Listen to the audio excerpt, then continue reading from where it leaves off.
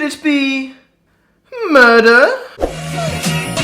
So Murder Mystery is another one of Adam Sandler's Netflix movies, and this time he pairs up again with Jennifer Aniston. After 15 years of marriage, they decide to go on a vacation to Europe, and here they get invited by a wealthy man to go on a super yacht where there's a murder and it's one of those whodunit stories. Murder?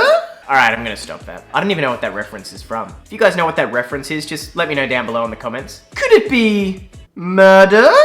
That one. Now before we get into this review, make sure you hit that subscribe button down below, turn on notifications so you can stay up to date to all the great content that I'm putting out for you. Okay, so I'm gonna start by saying that I love murder mystery films. Just that whole premise of whodunit really intrigues me. And this film's kind of a parody of Death on the Nile or Murder on the Orient Express. I guess not so much a parody as more of they take inspiration from it or something like that. It's like a parody inspiration hybrid, if you will. Now, as I said in my intro, Adam Sandler movies are really B movies now. They're B-list, he's a B-list actor, they're B-list movies. I think we just gotta come to accept it. I know if you're like me, you're probably been hoping for another Billy Madison or a Happy Gilmore, or even a Longest Yard, to be honest. But I think it's time, let's close the hatchet, let's just expect him to give B-movie performances. He's happy with it, I've grown to accept it, let's move on. I mean, you don't go into Sharknado expecting it to be a good film. You don't expect it to be an alright film. You don't expect a great script or great acting or anything. And because of that, I'm starting to quite enjoy his later films, basically just as guilty pleasures.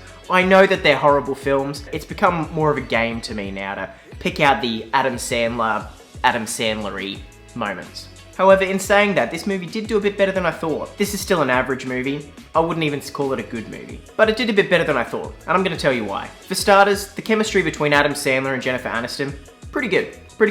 If you sort of just go with it, you probably already know that the chemistry was good, so that's a plus. It didn't really have many, if any, of the stupid Adam Sandler jokes, which, although they're guilty pleasures, I still don't really enjoy. I'm talking the ball jokes, I'm talking the constant pop culture references that he throws in there. Sometimes it kind of feels like with Adam Sandler movies, the director says, alright, just go walk around the room and just talk to people and call them names. That didn't really happen in this film. And although the story wasn't great, it did have enough twists and turns to keep me interested, and I honestly did not see the twist coming at the end, and I wasn't able to guess who did it until they had to explain it to me.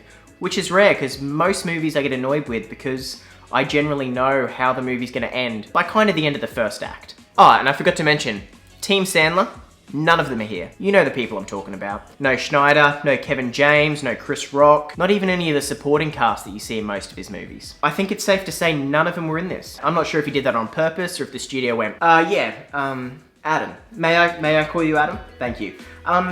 Maybe we should just take a break from all of your friends just being in all of your movies. Would that be okay? Yep, I'd call Kevin James a friend. Yep, David Spade also out. Rob Schneider, you know what? I think we're gonna have to pass on him too. And that, to be honest, was quite refreshing. Although I do love the Rat Pat B-movie crew. Okay, so let's talk about the bad. And it is hard to talk about the bad because, as I said before, I expect so little of Adam Sandler movies. So any criticism that I really have, I just kind of expect to be in his movies. But let's talk about some of them that did kind of stand out. So as I said, it's an Adam Sandler movie with an Adam Sandler performance.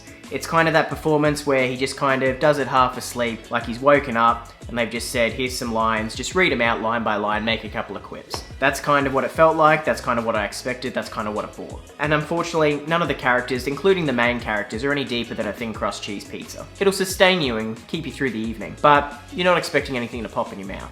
For my quality rating, I'm gonna give it a 4. As for my enjoyment, I'm gonna give it a 6, mainly because I know what I'm expecting. Adam Sandler movies, they still give me a bit of fun. So bottom line, if you're looking for something to watch on Netflix, you accept that Adam Sandler's movies are B grade, or you're looking to get super drunk and play a Sandler drinking game, I'm gonna call it Shots of Sandler, or Sandler's Shots. No, I'm gonna go Shots of Sandler. I'm actually going to come up with some kind of drinking game around this. Because all of his movies, he does a lot of the same things. I think you get absolutely messed up if you put a Sandler movie on and play the drinking game. Anyway, if any of those apply to you, give it a watch. Now, if you're wondering about this cast that's on my arm, check out my other video linked below. Definitely worth a watch. I'll link it below.